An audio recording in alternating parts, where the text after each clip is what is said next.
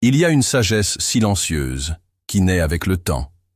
Elle nous enseigne que le bien le plus précieux que nous possédons n'est pas ce que nous avons accumulé, mais la paix que nous habitons.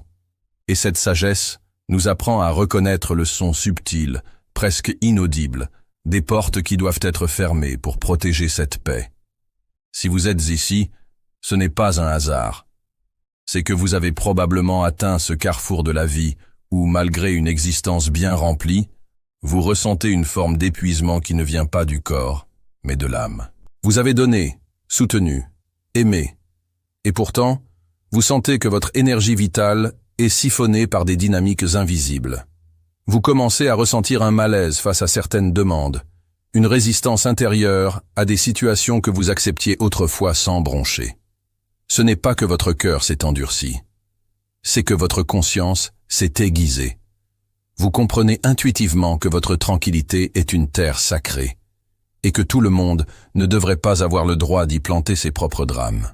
Le grand psychologue Carl Jung a identifié ce tournant non pas comme un signe d'égoïsme, mais comme une étape cruciale et nécessaire du développement humain, l'appel de notre âme à son individuation.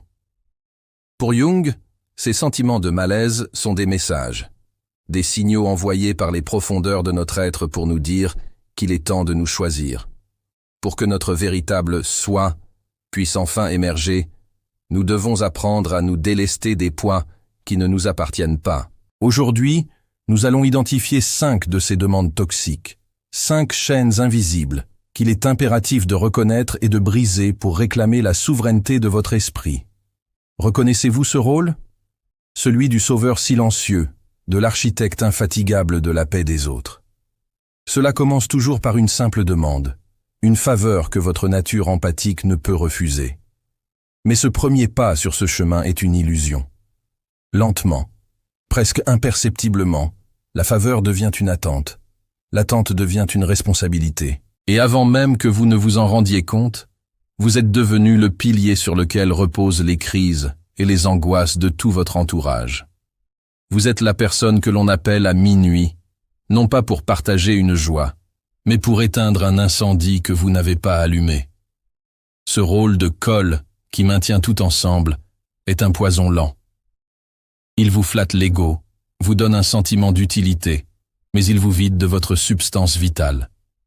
Votre énergie, cette ressource si précieuse et limitée, est siphonnée goutte à goutte pour colmater les brèches dans la vie des autres, pendant que les fondations de votre propre temple intérieur se fissurent. Vous devenez un fantôme dans votre propre existence, hanté par les problèmes des autres, oubliant de vivre pour vous-même.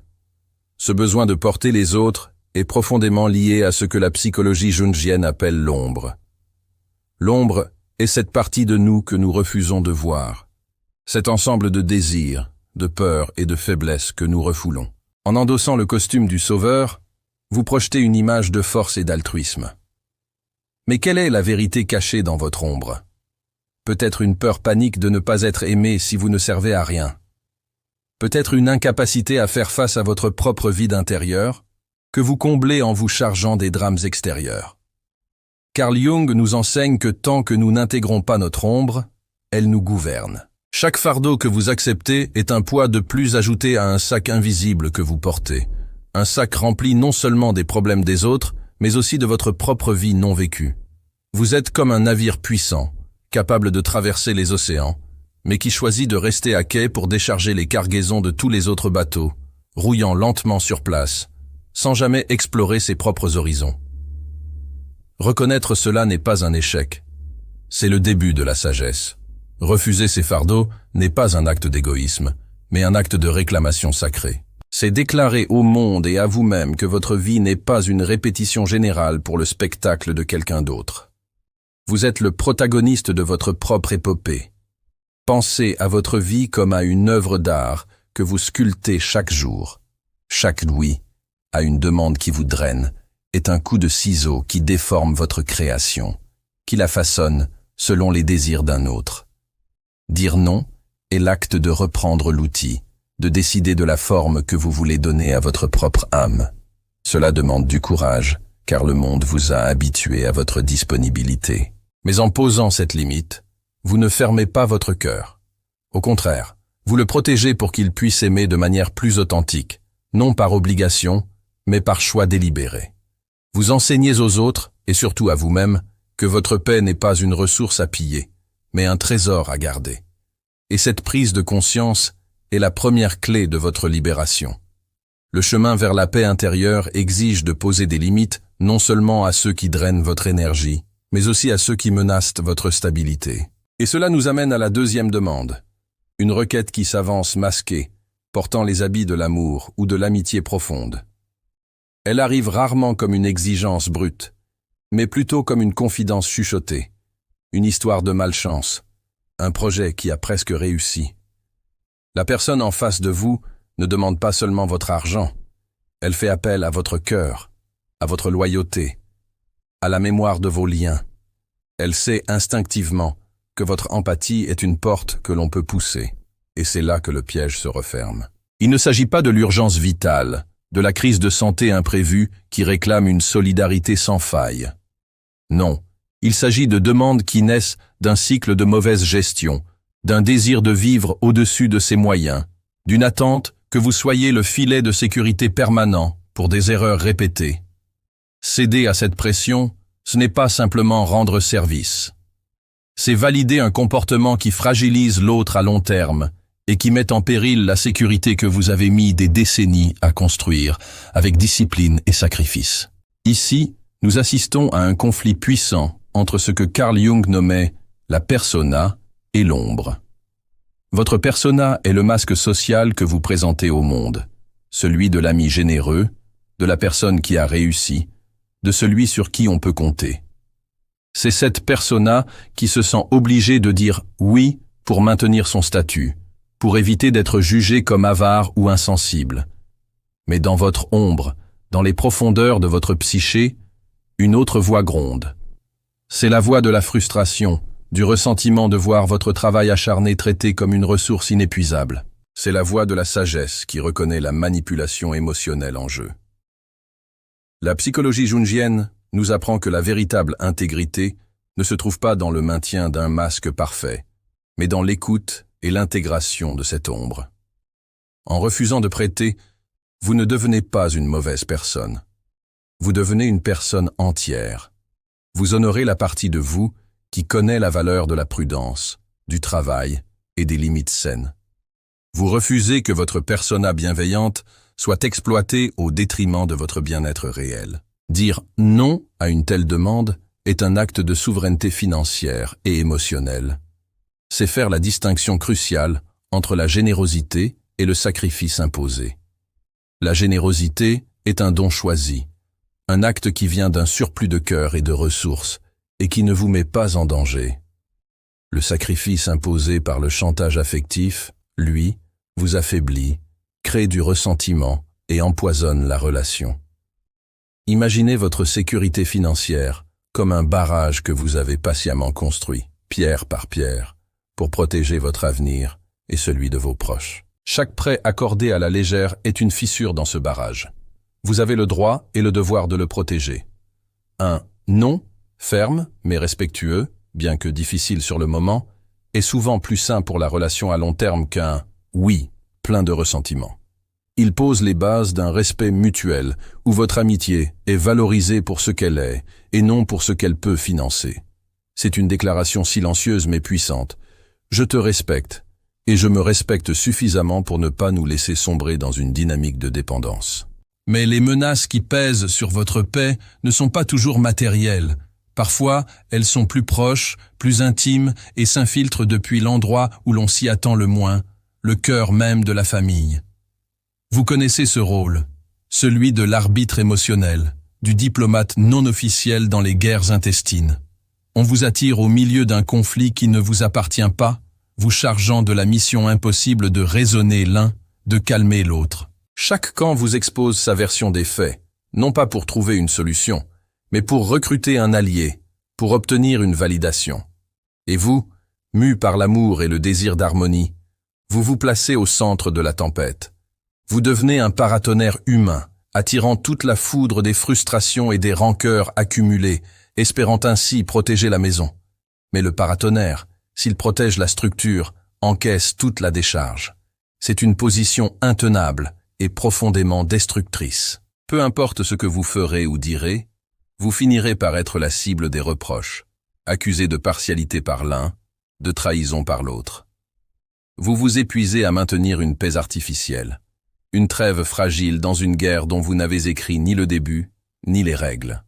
D'un point de vue jungien, une famille n'est pas seulement un groupe d'individus, mais un système psychique avec son propre inconscient collectif.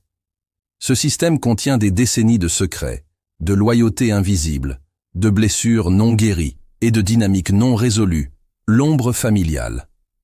Lorsque deux membres entrent en conflit, ils activent souvent ces vieilles blessures. En vous plaçant au milieu, vous devenez l'écran sur lequel ils projettent tout ce qu'ils ne peuvent ou ne veulent pas voir en eux-mêmes ou chez l'autre.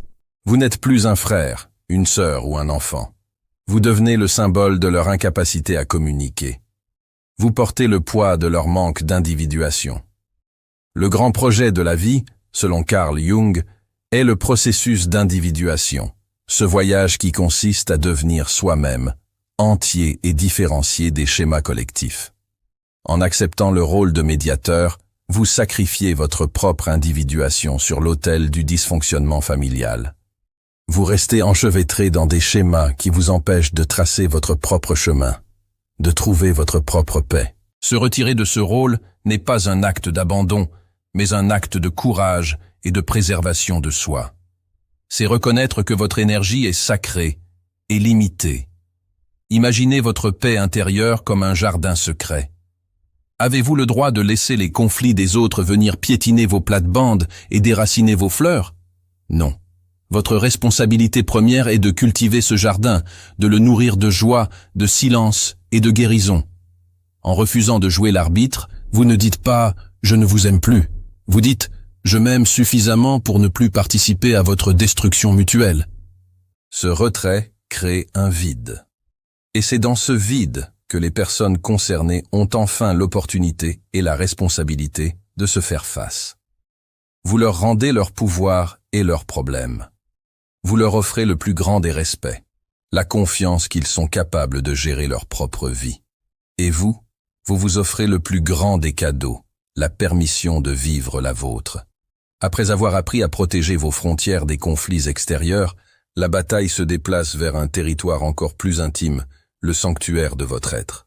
Car voici la demande la plus violente, une véritable agression contre l'âme, celle qui vous somme de ne plus être vous-même. Elle ne se présente pas toujours comme un ultimatum, le plus souvent c'est un poison lent, distillé en petites gouttes de critiques quotidiennes. Tu ne devrais pas porter ça. Pourquoi ris-tu de cette manière? Tes passions sont étranges. Tu devrais être plus comme ci, moins comme ça.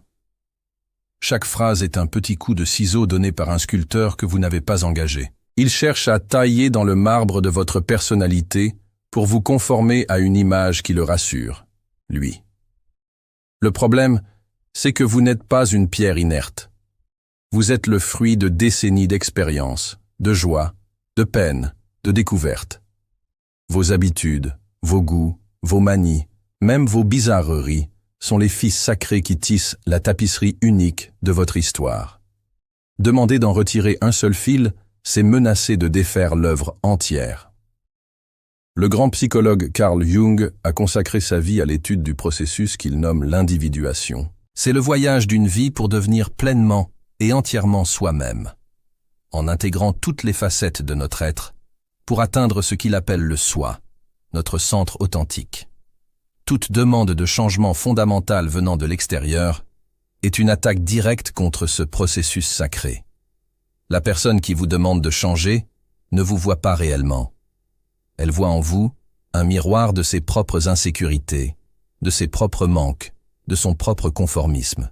Votre authenticité, votre lumière unique, vient peut-être éclairer ce qu'elle a refoulé dans sa propre ombre, ses rêves abandonnés, sa joie éteinte. Alors, au lieu de faire son propre travail intérieur, il est plus simple de vous demander d'éteindre votre lumière. Céder, c'est accepter de devenir un personnage secondaire dans la psyché d'un autre. C'est trahir la quête la plus importante de votre existence, la découverte et l'expression de votre véritable soi. Rester fidèle à qui vous êtes n'est donc pas de l'entêtement, mais un acte de survie psychologique, la plus haute forme d'amour-propre. C'est une déclaration de foi en votre propre histoire. Ce processus de mutilation de l'âme n'a pas de fin. Si vous acceptez de changer votre façon de vous habiller, viendra ensuite votre façon de parler, puis vos amis, puis vos rêves, jusqu'au jour où, vous regardant dans le miroir, vous ne verrez plus qu'un étranger, une construction vide faite des désirs et des peurs des autres. Votre être est comme une mélodie unique dans l'univers. Vous avez passé votre vie à en apprendre les notes. Ne laissez personne vous convaincre de jouer la partition d'un autre. Protéger votre authenticité, c'est continuer de jouer votre musique, même si le monde entier danse sur un autre rythme. Car c'est la seule chanson que votre âme reconnaîtra comme étant la sienne. Enfin, après avoir défendu les frontières de votre identité, il reste une dernière forteresse à protéger, la plus subtile et la plus assiégée de toutes, votre paysage émotionnel. C'est ici que se joue la manipulation la plus insidieuse, car elle se part des plus beaux atours de l'amour et de l'intimité. Elle consiste à vous rendre responsable du bonheur de l'autre. Votre boussole intérieure vous est doucement retirée des mains et remplacée par une autre qui ne pointe plus vers votre propre nord, mais vers le leur. Chaque décision, chaque action, chaque mot doit d'abord être mesuré à l'aune de leur réaction potentielle. Comment va-t-il le prendre? Est-ce que ça va la contrarier? Vous commencez à marcher sur la pointe des pieds dans votre propre vie, réduisant le bruit de votre joie pour ne pas troubler leur silence, minimisant votre réussite pour ne pas heurter leur ego. Vous devenez un satellite émotionnel, forcé d'orbiter autour de leur planète de besoins, de peur et d'humeur, oubliant que vous êtes, vous aussi, une étoile qui a le droit de suivre sa propre trajectoire. Cette dynamique, où les frontières émotionnelles s'effacent, est une forme de ce que la psychologie nomme l'enchevêtrement psychique. C'est l'anti-individuation. Dans une relation saine, deux êtres complets choisissent de marcher côte à côte. Dans cette dynamique toxique, une personne demande à l'autre de combler ses propres vides. Cela est souvent résumé par le chantage affectif ultime. Si tu m'aimais vraiment, tu ferais ça pour moi. Il faut le dire clairement, comme le ferait un guide comme Jung. Ceci n'est pas de l'amour, c'est une tentative de contrôle. C'est le refus de l'autre de faire face à sa propre ombre, à son propre sentiment d'insécurité. Il vous demande de devenir le gardien de son bien-être pour ne pas avoir à affronter la tâche la plus difficile et la plus essentielle qui soit. Trouver la source de ce bien-être à l'intérieur de lui-même. En acceptant ce rôle, vous devenez complice d'une illusion qui vous emprisonne tous les deux. Dire non dans ce contexte est une déclaration d'indépendance émotionnelle. C'est l'acte le plus courageux et le plus aimant que vous puissiez poser, pour vous et, paradoxalement, pour l'autre. C'est tracer une ligne claire et dire « Je suis responsable de mes émotions, et tu es responsable des tiennes. Je peux t'écouter, te soutenir, t'aimer, mais je ne peux pas ressentir à ta place, ni sacrifier mes propres ressentis pour te protéger des tiens. » Vous avez un droit fondamental à la joie, à la plénitude, à prendre des décisions qui font chanter votre âme, même si cela déplaît ou dérange. Chaque fois que vous dites « non » pour protéger votre paix, chaque fois que vous choisissez une action qui vous nourrit, vous offrez le plus retentissant des oui à votre propre existence. Vous réaffirmez que votre vie vous appartient et que votre bien-être n'est pas négociable. C'est le respect de soi dans sa forme la plus pure. Refuser ces 5 demandes peut sembler difficile, voire égoïste, dans un monde qui nous a si souvent appris à dire oui pour être aimé. Mais ce que nous avons exploré aujourd'hui n'est pas un manuel de l'égoïsme. C'est un manifeste pour la souveraineté de votre âme. Ce qui peut apparaître comme une série de refus est en réalité le plus grand des consentements, le consentement à être soi-même. Cette nouvelle fermeté qui naît en vous n'est pas une armure qui vous isole. C'est la colonne vertébrale qui vous permet enfin de vous tenir droit, dans votre pleine et entière vérité. Ce n'est pas un acte de fermeture au monde, mais l'ouverture d'une porte vers des relations plus saines, basées non plus sur l'obligation, mais sur le respect et l'authenticité. Si ces mots ont trouvé un écho dans votre âme, sachez que vous n'êtes pas seul sur ce chemin. C'est le voyage de tous ceux qui s'éveillent à leur propre valeur. Pour continuer cette exploration ensemble, abonnez-vous à la chaîne. Et pour ancrer cette décision en vous et nous reconnaître les uns les autres, commentez ci-dessous avec cette simple affirmation « Ma paix est ma priorité ». Partagez cette vidéo avec une personne qui, peut-être, a besoin de s'entendre donner la permission de dire non. C'est ainsi que nous créons une communauté de conscience et de respect. En fin de compte, rappelez-vous ceci. La protection de votre paix intérieure n'est pas une stratégie de défense. C'est la plus haute forme de dévotion envers la vie qui vous traverse. N'ayez plus peur du silence qui suit un non nécessaire. C'est dans ce silence que vous entendrez enfin la seule voix qui compte vraiment, celle que vous aviez si longtemps étouffée, la vôtre. Votre existence n'est pas une ressource à la disposition des autres. Elle est un temple. Honorez-le.